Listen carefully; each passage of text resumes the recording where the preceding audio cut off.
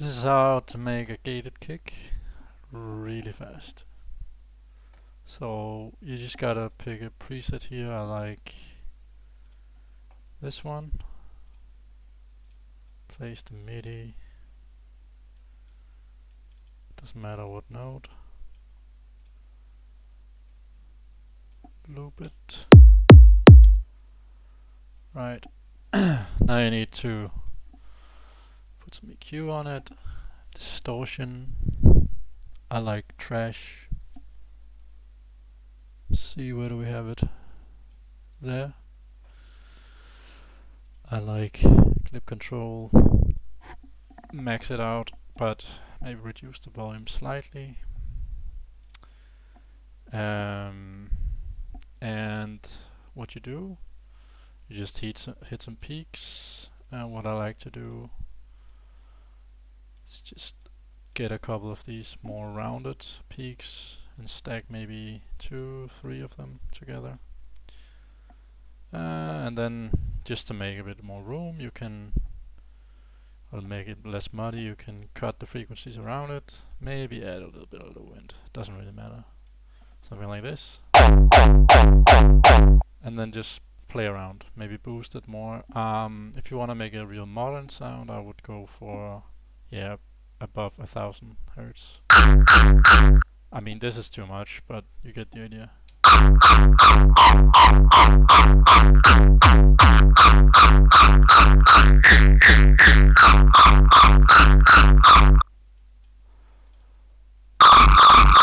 Yeah, so now I added a fourth one. That's clearly too much, but we're onto something. Maybe make the peak smaller or wider. This is maybe a little too narrow. This is not bad. It's not super good, but it's not bad. Now what I like actually as a secret little trick is this plugin called the Disperser, which gives it a little bit more attack.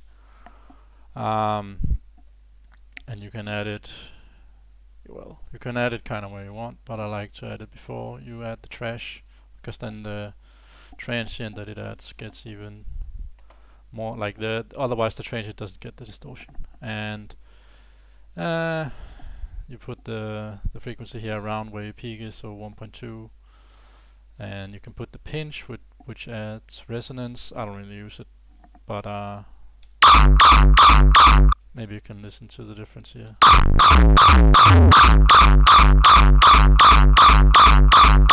Now without it, there's absolutely no transient.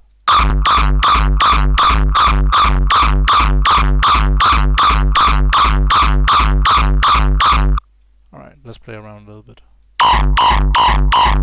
Yeah, that's pretty good. Okay, let's just keep it at that. Now you freeze it, or whatever you do in your DAW. Basically you export it. And now that this looks pretty shit, right?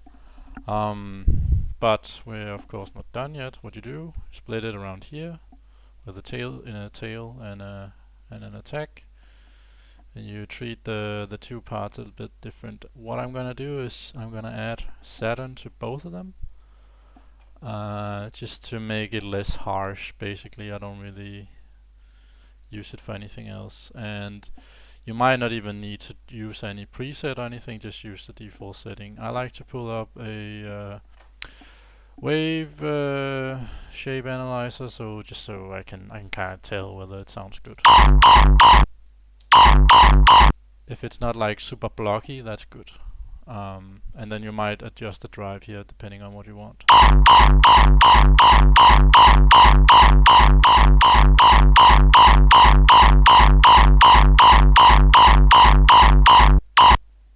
That doesn't look too bad. Let's stick with that. I can try the setting called Hip Hop Puncher. Yeah, I like that one. Right, we do a similar thing to the tail here, just to make it a little less, well, it's not blocky, but it's more triangular shaped. We want it to be a little more soft, a little more sinusy. So we do this, and again you can play around with it, see what setting you like. I like either the default setting or the hip hop puncher. And maybe we just isolate this for that. Maybe to get rid of this kind of clippy sound in the beginning, you just fade the clip slightly. You can see it's still pretty triangular, so yeah, we probably need to boost the bass a little bit to get it a little rounder. So you will see what happens to the waveform when I boost the fundamental frequency. It's about G sharp 1. Again, kinda the slope can change.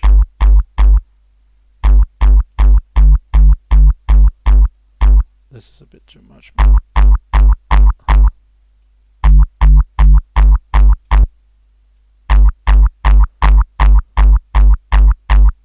I'm just boosting the mids just to kinda get some crunch in here. But you see, if I boost the bass too much, I lose all character and it just becomes basically a weird looking sine wave. Like that.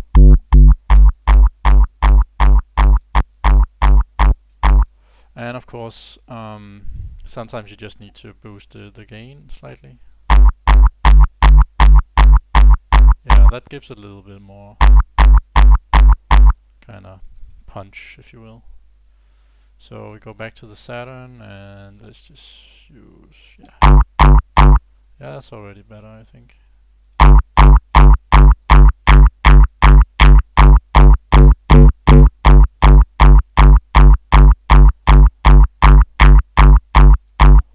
Okay, that's it's actually not, it's not bad actually. It's not a complete kick yet, but let's just play it together.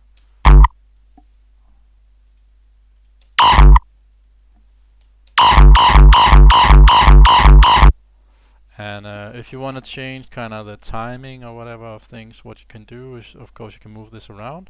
But if you just do that, it will you miss something at the end. So what I like to do, you can do this in any DAW, I believe, but you just you basically stretch it in Ableton. You do it like this. You, depending on what you want. In this case, it's a tail, so you want to stretch it by but keep the tones. And you put the BPM up, and that will make the clip stretchable, basically. So that's maybe, yeah, a little bit too far. Let's just put it at around here.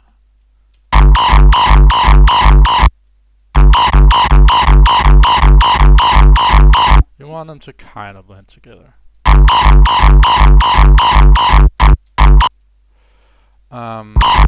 What you can do now is just to help you is to just freeze both of them individually and export them. Then you get an idea of how things look. I'm very visual when I work. Gives me well, I know if something looks good just by looking at it. If it looks weird, it probably sounds a bit shit. So this tail is not the best. I can actually tell there's way too many harmonics in that, but it's alright.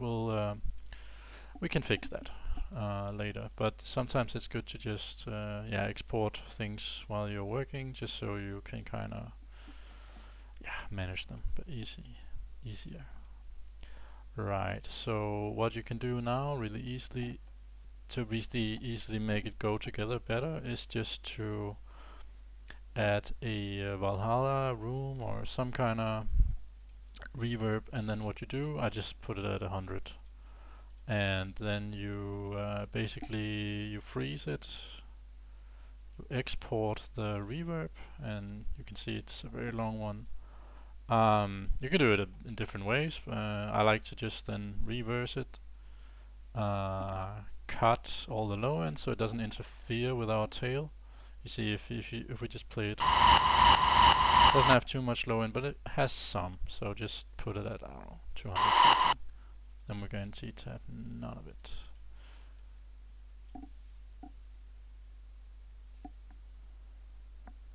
And then you can kind of play around with which part of the reverb you want.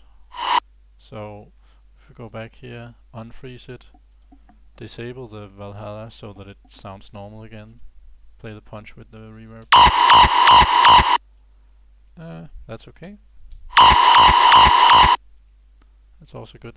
Don't make this too loud, because it will like eat away at kinda, will take away some of the volume that you have for your kick, or your tail rather. That's alright, I think. Play it with the tail. It's not bad, but it is clashing a little bit. So rather than sitting there doing volume automation, you can also just, as I said before, you can just play around with what part of the clip you want. This is not enough, because it doesn't make it blend together.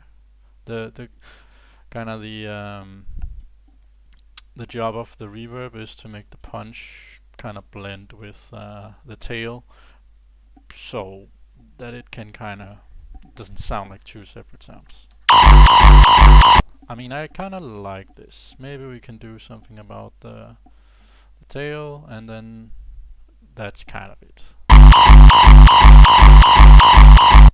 So what I'm trying to achieve here by simply adding bass is that I don't want all these little guys. I just want it to be more sine wavy. And you do that by removing frequencies, adding saturation, so on, distorting. So you see, when I add, now if I add bass, it will become more sine wavy, but of course we're clipping, so that's why it sounds like absolute crap. What you can do instead, if I just have to be quick about it, you simply add a some kind of saturator or rather like a Oxford inflator to make it kind of clip.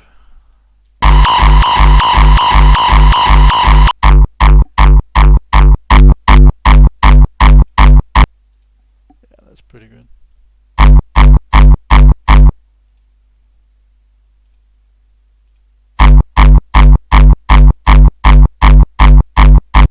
That's maybe a little bit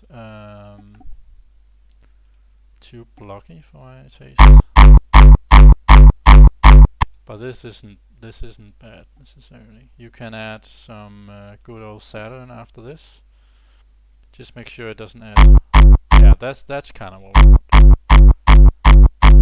Exactly. All right, now you kind of glue it all together, and you can kind of just use an Oxford inflator to do that. It will level things out for you nicely.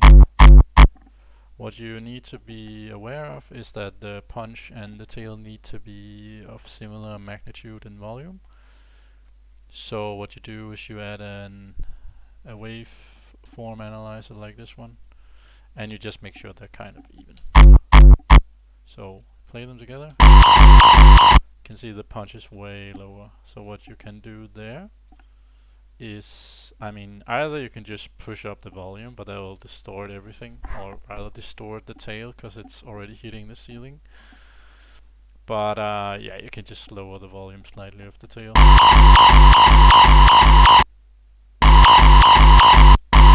Alright, actually a quick thing you can do that I forgot that you'll probably have to do later. Anyways, the punch, because right now it kind of sounded unbalanced if I did it like this. Like there's barely any low end going on in the punch, which means that this part can get really loud without actually being loud, if that makes sense.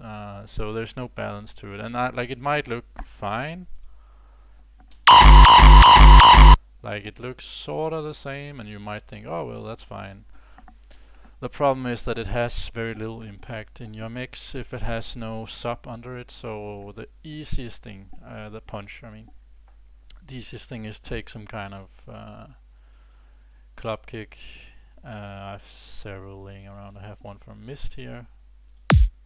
Yeah, that's fine. Something like this. And actually, if you look at this kick, what it does is it starts off with, I mean, some high frequency transient. Don't use that. It will eat away at your own transient. So just take this part, and if you need to, because you can see it kind of goes down in frequency, and this part becomes the sub. What you can do is simply just put a low pass filter on it to take away all the high. So something like that, and then see if that doesn't work. It's maybe a little bit loud. Maybe something. Right. Export all of it. I do this with the Control Shift R in Ableton. Export it. Quick. Kick. Gated. And I mean, the easiest way I find to just quickly see if what you made makes sense is just put it in a new project, analyze it, and I think this is a good start. There's way too much high end in the tail, but this will work. From here you can split it out, boost frequencies in the tail or whatever, but I mean this is pretty alright already. So I hope you can use this for something. I have struggled a bit with kicks, and I find a lot of what the guys out there are doing a little too complicated for my taste. Obviously this isn't like a final kick, so you might need to do more work, but I think this will work fine if you're just making your own tracks. Alright, hope you can use this. Bye.